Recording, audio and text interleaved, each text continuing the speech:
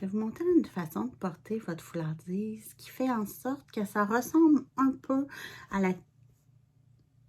Ça ressemble un peu, quand on le regarde, à la technique de l'infini que je vous ai montré, le look. Mais la façon de le mettre est totalement différente. On va choisir sa pièce principale. On se souvient que la pièce principale, c'est toujours pas celle du bouton, celle qui est juste à côté du bouton. Donc, après ça, il reste une autre pièce de la même longueur et le petit carré. Donc, la grande pièce qui est au milieu. Ce que je fais, c'est que je viens porter les deux coutures sur... Non, c'est pas vrai. Je viens porter mon bouton sur le côté, mais pas nécessairement où je veux qu'il arrive, mais pour que la couture soit sur cette épaule-là et que la deuxième couture soit sur l'autre épaule. Après, on continue à passer la foulardise, sauf que pour qu'elle tombe mieux, ce que je fais, c'est que rendu en arrière, je la glisse à l'intérieur. Je la glisse simplement à l'intérieur. Je vous montre un peu. Ça fait que j'ai comme juste dans le même sens passé dans la foulardise. Donc, ça fait en sorte que ce morceau-là va être plus en dessous, qui va être plus facile à placer que s'il revenait sur le dessus, puis qu'après, il faut que je m'arrange pour le déplacer pour pas qu'il cache ma pièce principale. Un coup que ça c'est fait, je trouve mon élastique et je viens attacher le bouton comme ça. Encore là, quand c'est fait, il reste à la placer pour qu'elle nous convienne. J'aime bien aller chercher le deuxième morceau pour l'emmener à peu près à la... pour qu'il suive ce morceau-là ici, mais décalé. Donc, je commence par le mettre égal, puis après, je le décale un peu pour que de l'intérieur, on ait comme un... Je ne sais pas si vous voyez, on a comme un 3-4 pouces de jeu entre les deux. Donc, ce qui me permet de venir ici. Et un coup que c'est attaché, vous pouvez, ce que j'aime bien faire, juste mettre ces deux morceaux-là ensemble, puis les plier à peine un pouce pour que la foulardise se tienne mieux. Et un coup que ça c'est fait, bien là, ça me permet de venir soit l'enlever au complet, soit le mettre, soit le replacer. Mais ce que les gens souvent n'aiment pas de cette façon-là, c'est qu'ils trouvent que cette pièce-là sur le dessus monte très haut. Est-ce qu'on se souvient de ce que j'avais dit quand on ne veut pas que ça monte trop haut? Ce qu'on fait, c'est qu'on prend les deux épaisseurs de tissu et on les éloigne une de l'autre. Donc, en les éloignant une de l'autre, ça fait en sorte que la foulardise retombe un peu, elle ne vous cache plus, mais en retombant, elle se place automatiquement pour que ça soit beau. Vous pouvez, comme je fais souvent avec mes foulardises, plier un peu. Vous pouvez même, si vous désirez, aller chercher la pièce d'en dessous au complet, la remonter. Vous pouvez au contraire la faire sortir par en dessous. Mais le principe, c'est que peu importe comment vous vous amusez pour la placer, vous pouvez la faire sortir complètement en dessous. Puis dire, moi, je veux voir celle du dessous, puis je veux mettre le bouton plus sur l'épaule. Là aussi, encore, on peut tourner comme on veut, il n'y a pas de problème. Ce qui est important, c'est ça. C'est que si on veut qu'elle fasse pas ça comme ça, on ne vient pas juste pousser comme ça parce qu'elle ne tombera pas bien.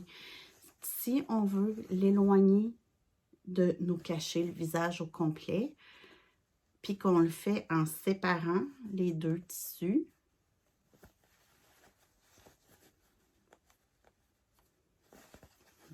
Comme ça, ben, ça tombe vraiment mieux, puis ça lui donne un plus beau look.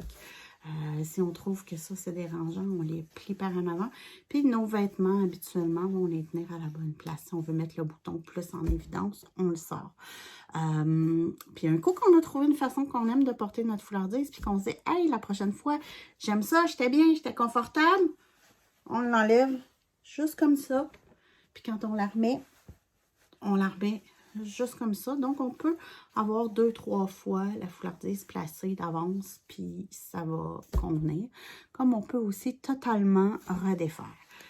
Je vous réexplique que le truc de celle-là, c'est vraiment quand on arrive, peu importe comment qu'on décide de la porter, peu importe comment on va jouer avec notre pièce, ce qui est important, c'est d'y aller pour d'avoir la couture, la pièce principale sur une épaule, l'autre sur l'autre épaule, et pour qu'on soit capable de placer plus facilement, quand on arrive en arrière, on fait juste rentrer la foulardise en dessous, ici, quand elle est rentrée. Peu importe qu'est-ce qu'on va décider de faire pour la placer, ça vient simplifier le fait qu'on l'a rentré à l'intérieur.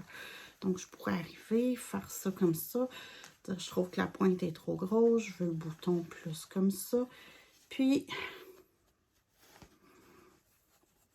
je sépare mes tissus.